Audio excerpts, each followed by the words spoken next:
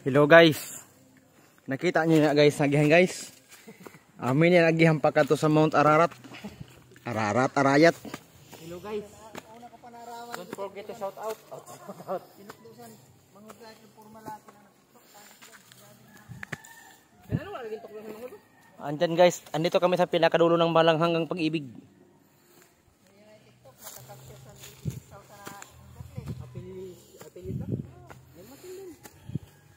Meron siya katuig. Makulang man. Pagkating nga sa PSB bagaan, mga PSB sa Ligaspe. Oo. Di hotel mga plasada. Sana all. Paguli nagwansin siya. Sana all. Oye, sabihan mo ako ka sa Lunes. Okay na niya 500 Ye. na natag niya. Sabihan mo ako sadto. I-chat mo. 500 lang ang natag. Ako nga may sama Ano mo?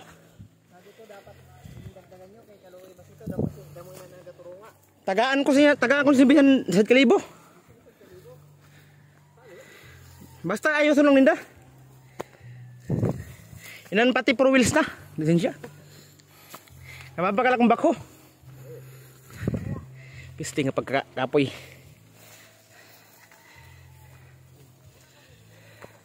Guys, andito tayo guys sa pinakatuktok ng mundo kayo.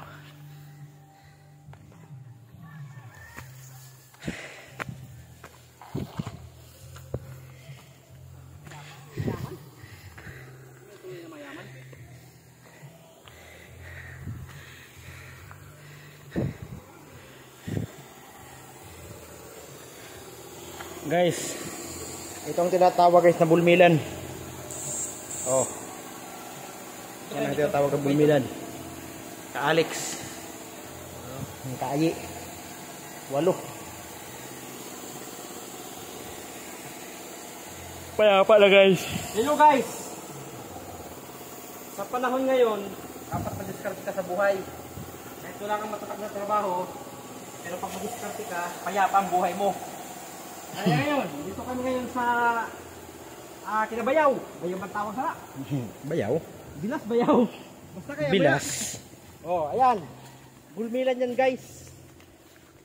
Yun ang guys ang proseso ng Ano nagaburo sugad? binubulmil. Nagulit ka rin na. Abi na. Ang dito kayo. Guys, tingnan natin may buro guys. May bigyan na pa buro guys. Dakit guys. Pirahulog. Malapot-lapot man.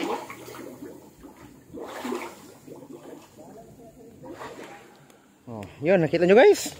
Nagaburo-buro. Ada pa kita nag-agi may lumpatan pa di. Dili ako di maalumpat. Anak kong tuhod.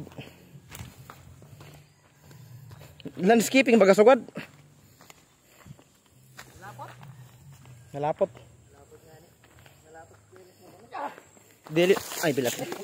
Pisti. Dili na makururos na. 4 lang inuro naman. Sugad. Malapot. Gabi lapot to. Guys, ito yung feelings. Ito mga waste. Dito nilagay yung mga waste. Ito guys ang tinatawag na West Philippine Sea. West Philippine Sea. May nag-aagi na. Oy, delikado na. May naga ano guys. May naga-overflowing. Ay bilat po. Ay, di na kailangan mabantingan na initi. Guys, kailangan talaga guys. Ano guys? Kasi talagang kailangan natin eh. Guys, andun sila guys oh. Oh.